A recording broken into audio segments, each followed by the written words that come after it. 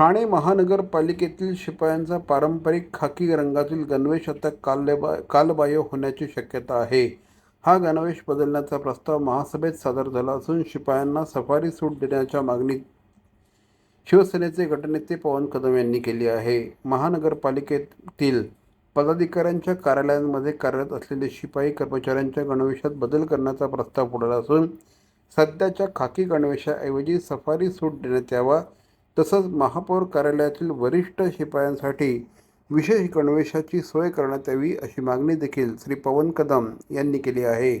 महापौर, उपमहापौर, सभागृह नेते, विरोधी पक्षनेते तसंच विविध पक्षीय गटनेत्यांच्या दालनांमध्ये कार्यरत शिपाई, बिगारी आणि सफाई कर्मचारी सध्या खाकी रंगाचा गणवेश वापरतात. मात्र पदाधिकाऱ्यांच्या कार्यालयांचा दर्जा आणि शिस्त लक्षात घेता अधिक औपचारिक आणि आकर्षक स्वरूपाचा सफारी सूट देण्याची मागणी श्री पवन कदम यांनी केली आहे.